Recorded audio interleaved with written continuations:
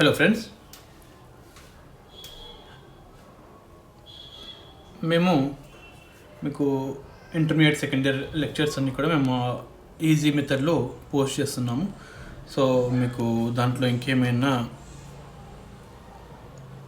ఇంకా బాగా ఎక్స్ప్లెనేషన్ ఇంకా బాగా కావాలన్నా, ఇంకెక్కడైనా అర్థం కాకపోయినా మీరు కమెంట్ రూపంలో మాకు తెలియచేయండి. అలాగే మీకు ఇంకా స్పెసిఫిక్గా ఇంకేదైనా టాపిక్ పైన కావాలన్నా కూడా మీరు కమెంట్లో మెన్షన్ చేస్తే మేము దాన్ని బట్టి మీకు వీడియోస్ కూడా పోస్ట్ చేస్తాము. మీరు సబ్స్క్రైబ్ చేయడం మర్చిపోకండి.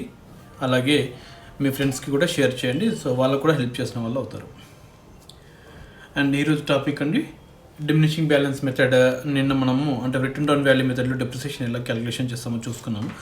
దానికి దీనికి తేడా ఏంటో కూడా చూసుకున్నాము. అది రిటర్న్ డౌన్ వాల్యూ మెథడ్ అసలు ఎందుకోసం చేయాలి అన్నది కూడా మనము చూసుకున్నాం. అయితే ఏంటంటే, నార్మల్గా ఎస్ఎల్ఎం బేసిస్లో స్ట్రైట్ లైన్ మెథడ్లో చేసుకుంటే ఎవ్రీ ఇయర్ డిప్రిసియేషన్ సేమ్గా ఉంటుంది. దానివల్ల మనకి ఒకవేళ రిపేర్స్ మెయింటెనెన్స్ రిపేర్స్ ఏవైతే ఉంటాయో, మిషన్ కొత్తగా ఉన్నప్పుడు పెద్దగా రిపేర్స్ ఏమి ఉండవు. మిషన్ అట్లా ఓల్డ్ మిషన్ ఏజ్ పెరుగుతున్న కొద్దీ దానిపైన మనము రిపేర్స్కి ఇన్వెస్ట్ చేసే ఖర్చు కూడా పెరుగుతూ ఉంటుంది. కాబట్టి మనం మ్యాచింగ్ ప్రిన్సిపల్ని బేస్ చేసుకుంటే రెండు మ్యాచ్ అవ్వాలన్న ఉద్దేశంతో మనం ఏమనుకుంటున్నాం, డబ్ల్యూడివిలో ఛార్జ్ చేయడం కరెక్ట్ అని చెప్పేసి మనం అనుకున్నాం. సో ఇప్పుడు మనము డబ్ల్యూడివి మెథడ్కి దానికి డిఫరెన్సెస్ ఏంటో చూద్దాం. డబ్ల్యూడివి మెథడ్లో మనం చేస్తే దానికి దీనికి వచ్చే డిఫరెన్సెస్ ఏంటి.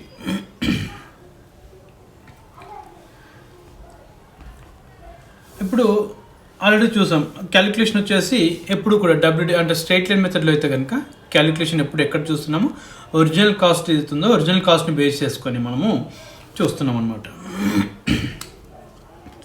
Excuse me.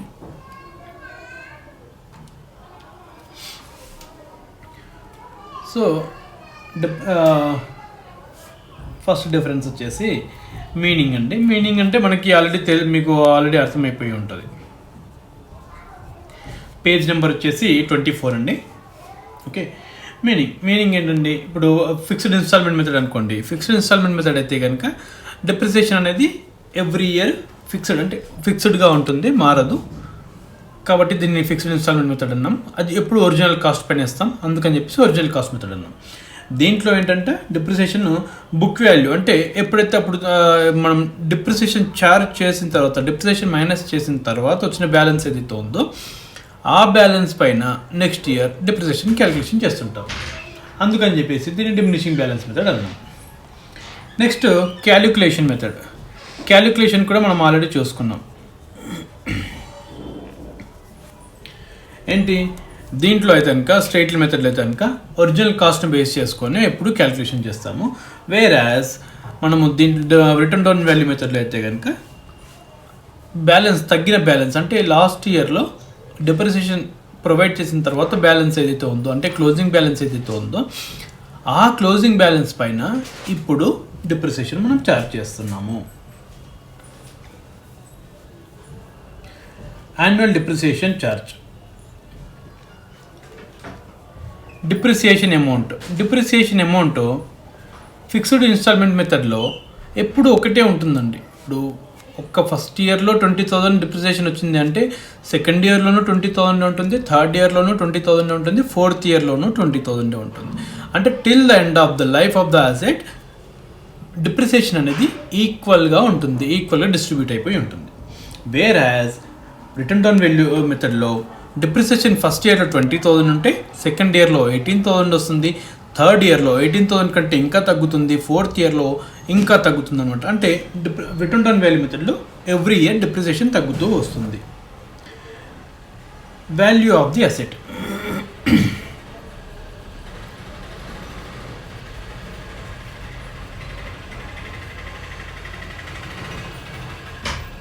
స్ట్రైట్ లైన్ మెథడ్లో మనము అసెట్ యొక్క వాల్యూ లైఫ్ అయిపోయే వరకు చూస్తే either స్క్రాప్ వాల్యూ మిగులుతుంది లేదా మొత్తం కంప్లీట్గా జీరో అయిపోతుంది. రిటర్న్ డౌన్ వాల్యూలో అలా అవ్వదన్నమాట. రిటర్న్ డౌన్ వాల్యూలో కంపల్సరీగా దానికంటూ ఒక వాల్యూ మిగిలిపోయి ఉంటుంది. లాస్ట్కి చూస్తే అట్లీస్ట్ ₹1 ఆ అసెట్ అకౌంట్లో ఉంటుంది.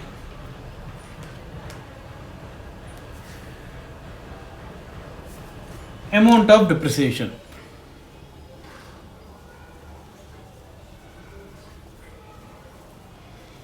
Amount of depreciation straight line మెథడ్లో అయితే through out the useful life of the asset ఒకటే అమౌంట్ అంటే సేమ్ అమౌంట్ని చార్జ్ చేస్తూ ఉంటాం. రిటర్న్ డౌన్ వాల్యూలో అయితే కనుక ఇనిషియల్గా చూసుకుంటేనేమో డిప్రిసియేషన్ ఎక్కువగా ఉంటుంది. రాను రాను మిషన్ లైఫ్ పెరిగిన కొద్దీ ఆ డిప్రిసియేషన్ వాల్యూ తగ్గుతూ వస్తుంటుంది.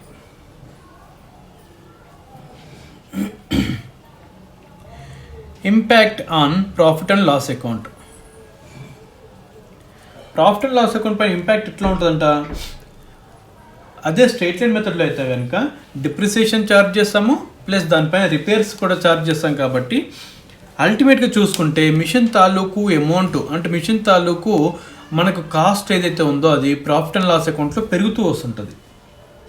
అదే రిటర్న్ డౌన్ వాల్యూ మెథడ్లో దానికి ఆ ఖర్చు ఏదైతే ఉందో అది కాన్స్టెంట్గా అడ్జస్ట్ అయిపోతూ ఉంటుంది అనమాట. అంటే రిపేర్స్ పెరుగుతూ ఉంటాయి కాబట్టి డిప్రిసియేషన్ తగ్గుతూ వస్తుంటుంది. ఆ రకంగా అది అక్కడ అడ్జస్ట్ అవుతుంటుంది.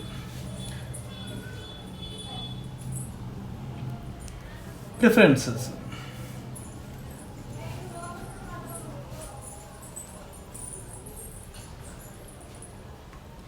అంటే మేజర్గా స్ట్రైట్ లైన్ మెథడ్ దేనికి వాడుకోవచ్చు అంటే మనము స్ట్రైట్ లైన్ మెథడ్ వాడాలి అంటే ఎక్కడైతే అంటే రిపేర్స్ అండ్ మెయింటెనెన్స్ అనే ఛార్జ్ ఎక్కువగా ఉండదు. రిపేర్స్ అండ్ మెయింటెనెన్స్ అనేది దానికి ఆ పర్టికులర్ టైప్ ఆఫ్ అసెట్స్కి రిపేర్స్ ఉండవు అని ఎక్కడైతే అనుకుంటామో అట్లాంటి వాటికి, అంటే for example copy rights, patents ఇట్లాంటివన్నీ ఏవైతే ఉంటాయో, లీజిల్ మనం ఏదైనా లీజ్ పైన తీసుకున్నాం అనుకుంటే అట్లాంటివి. సో వాటికి రిపేర్స్ అనేది ఉండదు కాబట్టి దానికి మనం depreciation through out the life ఒకటే తీసుకోవచ్చు. ఓకేనా.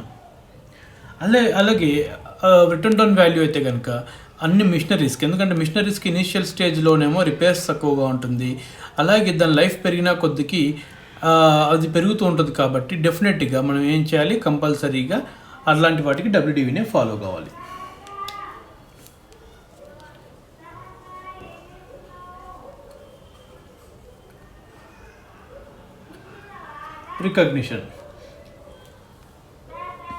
రికగ్నిషన్ అంటే ఏంటండి, ఇప్పుడు మనం చేస్తున్న మెథడ్ని ఎవరైనా అప్రూవ్ చేశారా?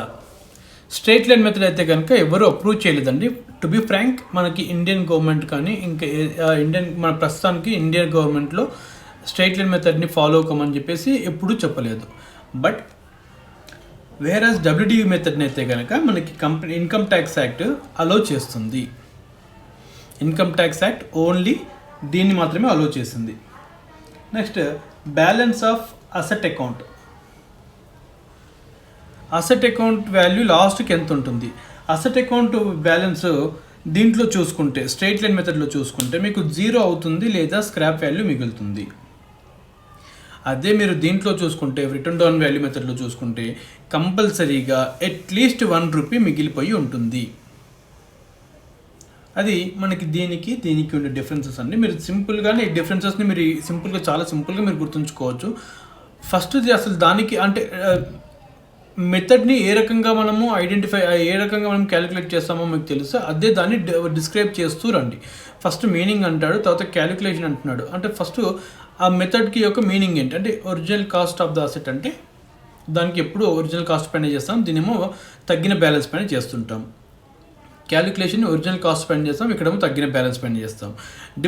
దీంట్లో డిప్రిసియేషన్ ఎప్పుడు throughout the life of the asset ఒకటేలా ఉంటుంది. దాంట్లోనేమో డిప్రిసియేషన్ ఇనిషియల్గా ఎక్కువగా ఉంటుంది, తర్వాత తగ్గుతూ వస్తుంటుంది. వాల్యూ ఆఫ్ ద అసెట్ ఇనిషియల్గా ఏమవుతుందంట, లాస్ట్కి వచ్చేసరికి వాల్యూ ఆఫ్ ద అసెట్ కంప్లీట్గా 0 అయిపోతుంది. దేంట్లో స్ట్రైట్ లైన్ మెథడ్లో. అదే డబ్ల్యూడివిలో కంపల్సరీ దాని వాల్యూ ఉంటుంది. సో ఇక్కడ చూసుకుంటే asset value and value of the asset రెండు, అంటే 9th point and 4th point రెండు ఒకటేనండి. కాకపోతే అక్కడేమో అకౌంట్ అని మెన్షన్ చేశాడు, అక్కడేమో వాల్యూ అని మెన్షన్ చేశాడు, అంతే సింపుల్గా. సో రెండు ఒకటే పాయింట్ అనమాట. మీరు దీన్ని ఇంకా సింపుల్గా మనకి దీంట్లో చాలా సింపుల్గానే మనం ఎక్స్ప్లెయిన్ చేసాము. నెక్స్ట్ ఇంకా బాగా వేరే టాపిక్ వెళ్దాం. మీరు ఈ వీడియో నచ్చినట్టయితే కనుక షేర్ చేయండి, లైక్ చేయండి, సబ్స్క్రైబ్ చేయండి.